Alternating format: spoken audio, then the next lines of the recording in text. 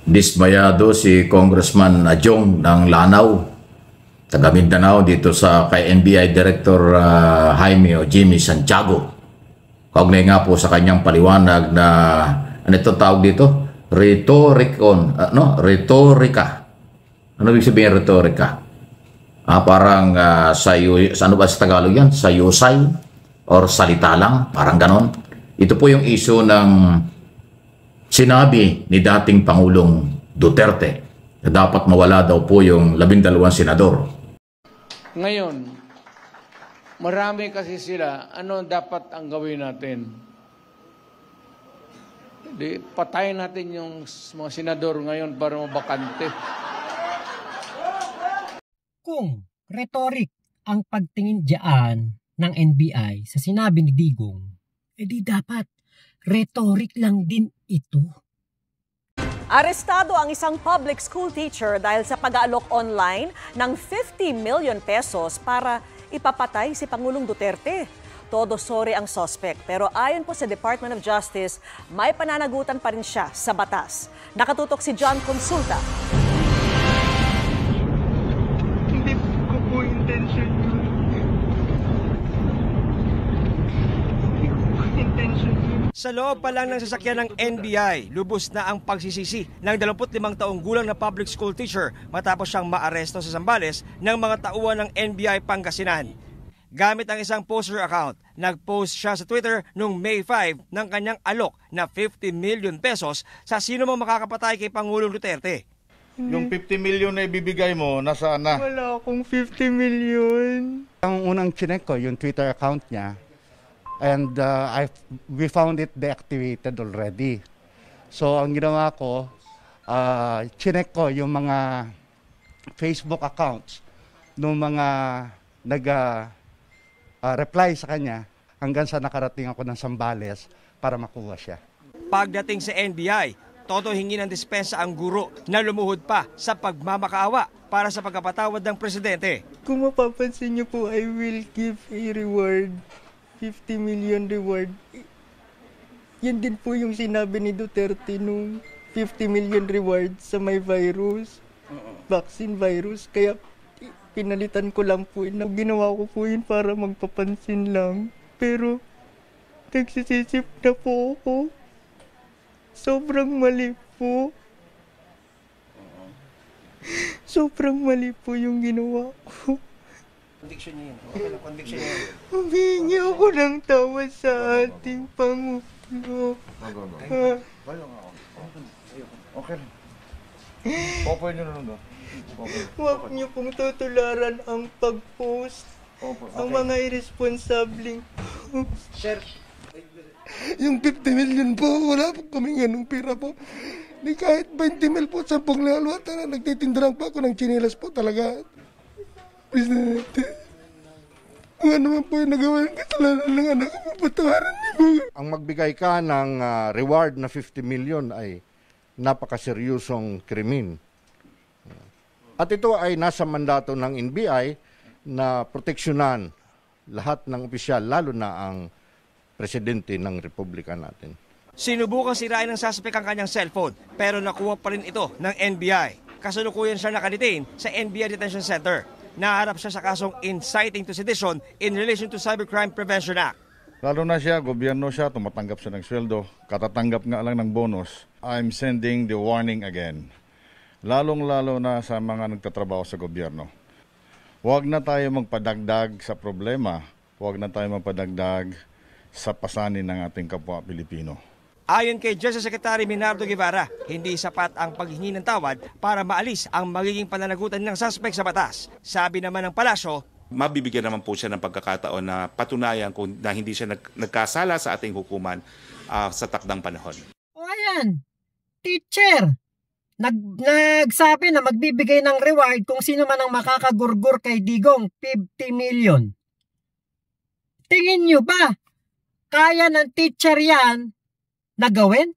So rhetoric lang din yan dapat. Pero nung panahon ni Digong, sineryoso po ninyo eh. Diba?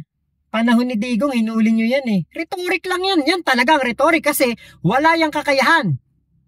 Si Digong, naku po, kayang-kaya niyang gawin kung ano ang kaya niyang iutos. Di ba? Kayang-kaya niya mag-utos eh. Di ba meron niyang tinatawag na Davao Squad? Naku, mag-isip-isip po. Kailangan po talaga masusing pag-aaral dito. Gising po mga taga-NBI. O kaya pasabugin yung Senado. Parang ganun ang sinabi. Okay? At yan daw ay dapat hindi pinalalampas. Dapat iniimbestigahan at kinakasuhan. Ayon dito sa mambabatas na galing sa Mindanao. Okay? Taga Mindanao mismo ha. Ayaw dito sa ginagawa ni Duterte. Tingnan natin itong report na ito. Ring lamang na retorika ang kill joke ni Retorika. dating Pangulong Rodrigo Duterte. Ayon sa mambabatas, hindi dapat maging normal ang banta ng pagpatay at hindi na kailangan pang maramdaman ng isang tao na siya ay nababantaan para magsalita at itama ito. Anya, mali ang anumang uri ng banta ng pagpatay, anuman ang sinabi. Well, it's so si Ajong. disheartening, no, for public officials, especially those who have served as our president, to say these things, no, to threaten. I mean, say na mas madali lang sabihin na patayin na lang natin yung mga senadors. Ayan o, talaga matindi ha.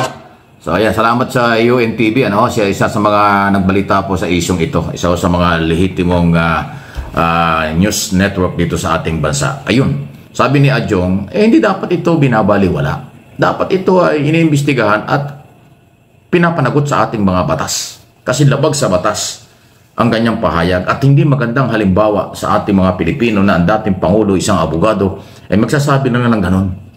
Na mawala yung mga 15 senador at nang manalo daw yung kanyang mga kandidato. Ibig sabihin makapasok. Para pag-amin ni Duterte, mahina yung kanyang kandidato na hindi sila makakapasok kung hindi mawawala yung mga senador dyan. Ganun pong kagarapal yun eh. Pero sinasabi nitong si Director Santiago ay retorika lang daw yun, parang sabi lang. So, di ko alam kung bakit ganun si Santiago. Di ba yung pagbibiro, labag sa batas.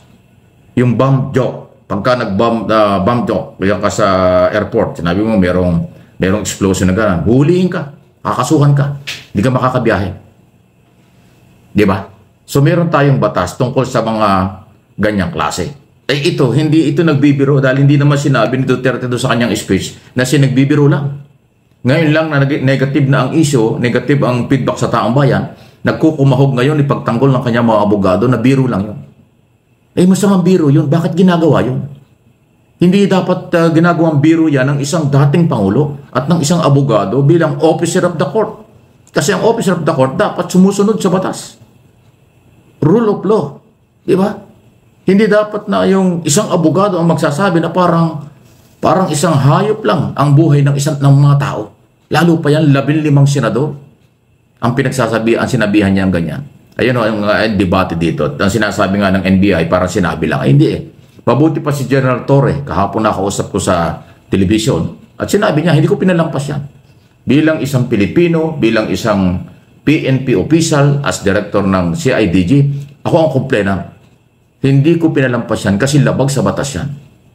Sabi nga ni General Torre, sa loob ng 6 na taon, napakarami ang nawalang buhay na hindi natin nabigyan ng hustisya dahil sa kanilang mga ginawa ng mga programa tungkol sa war on drugs. Ngayon ba naman na hindi na Pangulo? Ngayon ba naman magpapatuloy pa rin ang ganitong paliwanag na para bang ang buhay hindi pinapahalagahan? At ito ay mga senador na gusto niyang mawala para lang manalo ang kanyang mga kandidato at makaupo ang kanyang kandidato. Hindi talaga tama yun. Kung ikaw ay professional, ikaw ay matinong Pilipino, ikaw ay may malasakit, pagrespeto sa batas at sa bansang ito, hindi mo talaga magugustuhan niyang ganyang paliwanag. Yan ang punto ni General Torre. Kaya kanyang kinasuhan ng inciting to sedition before Department of Justice. At may gagawing case build-up ang DOJ para dyan. Ang tingin ng PNP at ni General Torre, merong nilabag sa na batas. Pang-aabuso ng dating Pangulong Duterte yung kanya sinabi niya na hindi dapat palampasin kasi hindi magandang halimbawa. Pero sa NBI, parang salita lang ito, binaliwala, parang baliwala lang sa NBI. Iyon ang kinadidismaya ni Congressman Ajong ng Mindanao. Taga Mindanao yan ha. Taga Lanao. Dahil ayaw niyang palampasin at huwag ibaliwala yung sinabi ng Duterte dahil buhay ng mga senador. Kung buhay ng mga senador, ginaganon-ganon lang. Paano kaya ang buhay pa ng mga sibilyan? Yung ba dahil lang kaya nga 30,000 ang mga complainant doon sa war on drugs tokhang operation noong nakaraang Duterte administration. Kaya pala ganun karami ang complainant. Kasi mga civilian sila, baliwala. Ay ito nga, senador 15 senador. Gusto niyang mawala. Di ba? Ang lupit. At inuulit ko, hindi naman biro. Kasi hindi naman siya nagbibiro. Hindi naman siya, alam mo, ang biro, pagkatapos nung sasabihin niya, biro lang yan, joke lang yan. Hindi naman siya nagmanon eh. Tuloy-tuloy niya sinabi. Nagpalakpakan pa nga ang mga tao dahil natuwa doon sa kanya sinabing kalokohan. Ano kaya nangyari sa ating NBI? Bakit ganun na hindi nila ito sineseryoso na isang banta para sa ating mga senador? Hihintayin pa na may bumulagta na senador saka palang aaksyon? Diba? Yan ang mahirap eh. Yan ang natin, yan ang problema natin, diba? Hindi synchronize. Bakit si General Torre nakakita dito ng paglabag sa batas? Bakit ang NBI hindi ito nakitaan ng paglabag ng batas? Ilang babatas natin? Isa lang naman Isa lang naman ang pinagbabasehan na batas sa bawat akusasyon, sa bawat nakikita nating mali na ginagawa ng isang tao. Isang batas lang yan, isang constitution lang yan. Iba ba yung batas na hinahawakan ng NBI o kanilang pinapatupad? Iba ba yung batas na pinapatupad ni General Torre? Diba? O merong kinikilingan, merong pinapaboran lang. Meron lamang pinagpipilian. Kumbaga, pumipili lang kung sino paparusahan ng batas. Sana naman po, wag ganon, di ba? Ngayon, eto nga, sabi ni Sir Mike Abe, hindi nagbibiro si Digong sa kanyang sinabi. Lalo naman si Sara Duterte. Diba? Sabi niya, no joke. No joke. Nung sinabi niya nga, kailangan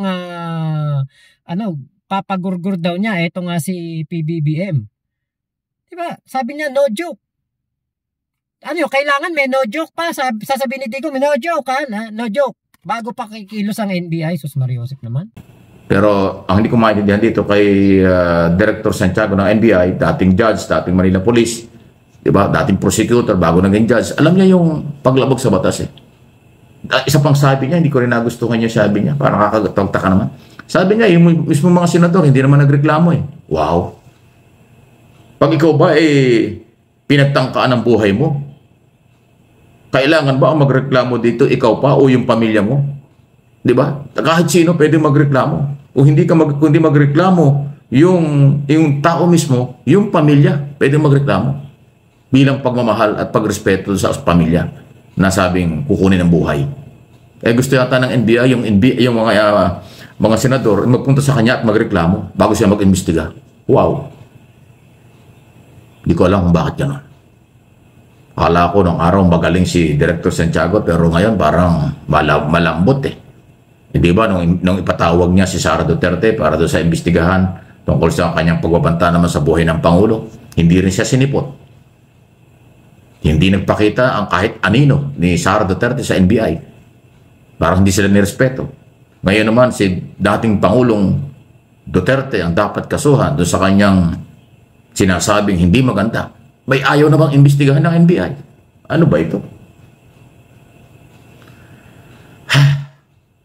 Napakahirap maghanap ng katarungan dito sa Pilipinas ang mga maliliit. Napakahirap maghanap ng hustisya dito sa ating bayan ang mga walang koneksyon at mahirap na Pilipino. Pag malaking tao, kahit magmura, kahit magbanta, kahit paanong sabihin, wala lang.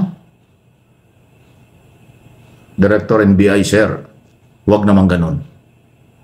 No one is above the law. Kahit dating Pangulo, kahit abogado yan, kung meron nilabag na batas, dapat talagang imbestigahan at papanagutin. Kung nagawa ni General Torre ang papagpapail ng kaso, hindi yun abogado. Si Torre, General Torre. Hindi siya nagdalawang isip, ginawa niya ang kanyang obligasyon at karapatan. Pero kayo, taga-NBI, mga abogado kayo, Director Santiago, abogado ka, judge ka. Hindi mo nakita yung pang-aabusong yun? Yung hindi magandang panalita yun at hindi magandang mapakinggan ng taong bayan? Wala bang paglabag sa batas? Pagbuhay ng ibang taon pinag-uusapan, buhay ng 15 senador at institusyon na gustong pasabugin. Di ba? Iiling ka na lang talaga dito sa bayan natin. Kakadismaya, no? Sa ibang bansa, kahit biro, iniimbestigahan, kinakasuhan ang gumawa ng pagbibiro. Pag tinutuo lalo na, dito sa atin, grabe na mga garapal, walang pakundangang mga statement galing kay Duterte, ang ibang otoridad. Alalang, hindi gumagalaw, ayaw gumalaw. God save the Philippines. Please like and share. God save ang mga mamamayang Pilipino. Mamamayang Pilipino, sana ipangalagaan ng ating Panginoon sa kamay ng mga abusado, sa kamay na nagpapabaya, sa kanilang katarungan, kanilang obligasyon at pagmamahal at malasakit sa mamamayang Pilipino. Lord, kayo na po ang bahala. Talagang mapapaisip, di ba? Tayong mga Pilipino dyan sa ginagawa ng NBI, ba't hindi nila makasuhan, hindi nila maaksyonan ang ginawa ni Digong? Maliwanag na maliwanag dito na meron itong paglabag sa batas. Bakit? Handyan na nga si General Torre. Siya na ang nagsabi. Meron dito nga unlawful utterances at sedition. Bakit ang NBI wala? Ang alam natin, ang mga NBI, yan ang cream of the crops. Magagaling yung mga yan, mga abogado, mga accountant. Mga matitindi yung mga yan. Mga magagaling talaga yan. Pero, pagdating kay Digong, bakit? Ang sasabihin lang nila, rhetoric. Samantalang, yung tao na nagsabi na ipapagurgur niya si Digong, babayaran niya ng 50 million, bakit they take it seriously noong panahon ni Digong? Ano yung pagkakaiba sa sinabi na? Parehas naman nagbabanta. Bakit kay Digong rhetoric? Dahil ba si Digong ang pinagbantaan ng teacher? At si Digong ngayon ang nagbabanta, kaya hindi kailangan parusahan, hindi kailangan kasuhan. Kasi si Digong yan. May pinipilian na po ba tayo ngayon? Diba dapat kapag ikaw ay nagtatrabaho sa gobyerno, apolitical ka. Diba dapat kapag ikaw ay nagsisilbi sa bayan, ikaw ay tauhan ng gobyerno, tagapagpatupad ka ng batas, dapat apolitical ka. Ang NBI na ba ngayon ay political na? Kasi yun ang pinakatanong. Bakit si General Torre may nakikita ang paglabag sa batas si Digong? Bakit ang NBI rhetoric lang ang tingin dito? Di dapat pala hindi nakasuhan noon yung yung teacher na nagbanta kay Digong. Pati yung negosyante na taga-Pagadian ba yun? Taga-Butuan somewhere in Mindanao. Tinawag na crazy si Digong. Ano ginawa? Hinuli. Hinuli ng pulis. Dahil sa sinabi niya against kay Digong. Di ba sana wala po tayong kinikilingan dito, walang pinoprotektahan. Servisyon totoo lamang. Parang GMA yun. Di ba? Sana walang bias dito. Kasi, pag-aralan nyo mabuti. General Torre, PNP, CIDG, Chief, may nakitang paglabag sa batas. NBI, rhetoric lang daw. Sus Marios. Tayo, alam nating lahat. Hindi na natin kailangan maging rocket scientist. Hindi na natin kailangan maging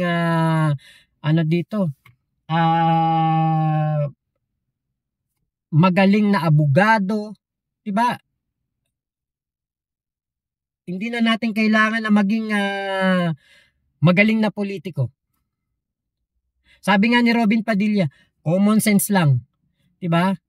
Sabi ni Robin Padilla, common sense lang daw ang kailangan para maging senador. Gamitan natin ito ng common sense.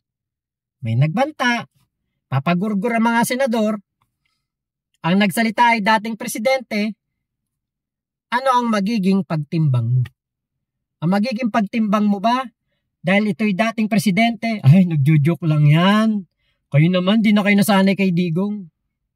So dapat ba masanay na lang tayo na ang pagpatay o ang paggurgur ay isang normal na lamang na bagay. Isang normal na lamang na biro. Tatanggapin na lang ba natin yun?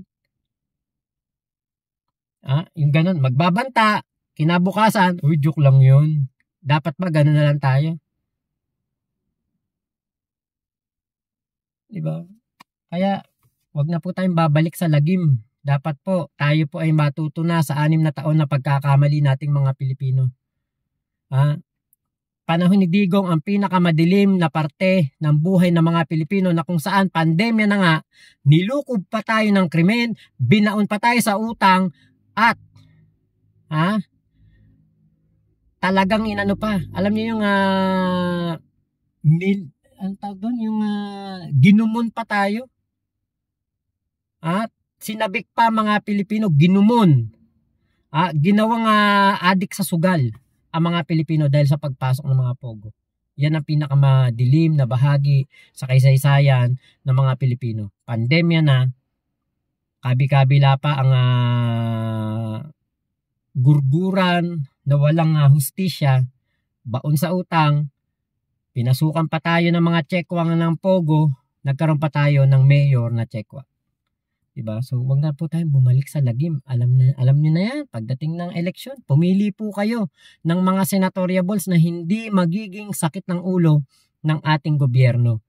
Hindi yung kaya lang kumakandidato ay para lamang protektahan si Kibulok at si Digong at ang interest ng tsekwa sa West Philippine Sea.